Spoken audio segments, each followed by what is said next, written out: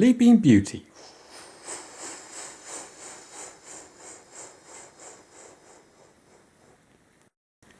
Duke's story soon spread.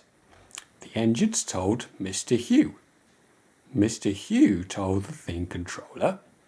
The Thin Controller told the owner. The owner told His Grace. His Grace told the Small Controller. The Small Controller told the Thin Clergyman. And the Thin Clergyman told the Fat one. That is why, one morning, the two clergymen and the Small Controller were looking at maps. "Our railway," said the Small Controller, "is laid on the bed of the old one, but swings round to end at the road south of the village. The old line kept straight on. It went north of the village and then to the mountains. The maps show the works of the old station. If Duke is anywhere, he's there." "Are you writing another book, sir?" "Yes," said the Thin Clergyman, "but not about you." He smiled at their downcast faces. "Cheer up," he went on. "It's about a nice old engine who is lost. But if you're good, the artist might put you in the pictures." "Oh, thank you, sir." So the clergyman told them about Duke and Falcon and Stuart. "So you see," he continued, "poor Duke was left alone." Three small engines sighed sympathetically. "And we want to find him and mend him and make him happy again. Your controller wants to help, but he can't if you're naughty." Three small engines promised to be as good as gold. The three men spent days and days at the old station. They came up every morning on Bert's train. He always whistled "Good luck" as they walked up the track. But they had nothing in the evening except scratches and torn clothes. They wouldn't give up, though.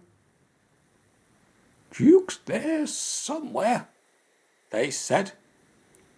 The Fat Clergyman found him in the end. Scrambling over hillock, he trod on something which wasn't there, crashed through a hole, and landed legs astride on Duke's saddle tank.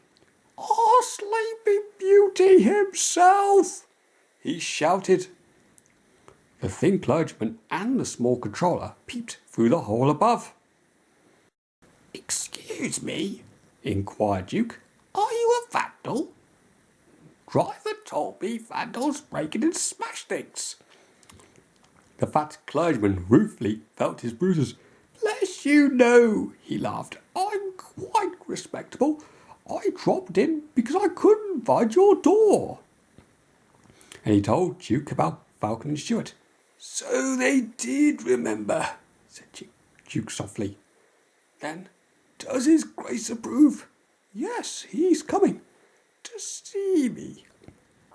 "How kind. And I'm all dirty. I'll never do. Please clean me." So they set to work, and by the time the Small Controller had fetched His Grace, Duke was the cleanest of anyone in the shed. Early next morning, Mike brought workmen and tools. They enlarged the Fat Clergyman's hole, lifted Duke out, and put him on a load loader to take him away by road.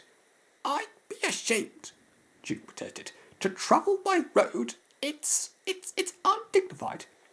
"I'm sorry, Duke," said His Grace, "but the small railway has no suitable trucks." Duke gave in then, but so many people came out and greeted him that he felt better. "So they still remember me," he thought happily. Donald was waiting with a flat truck. Everyone cheered when Duke was lifted onto it, and still more when he started along the big railway on the last stage of his journey to his new home. Peter Sam's handle were on early turn. They peeped out the shed. "He's there!" they whispered. Shush, shush, shush. Duke opened his eyes. You woke me, he grumbled. In my yarn, these engines were seen and not heard, Grandpa. Remember? I remember, said Duke. 2 idle good-for-nothings called Falcon and Stuart. Good for you, Grandpa. We're glad you come. We can keep you in order now. Keep me in order. Impudence. Be off. The pair chuffed away, well content. Impudent scallywags, murmured Duke, but his old eyes twinkled. And for the first time in years he smiled as he dozed in the sun.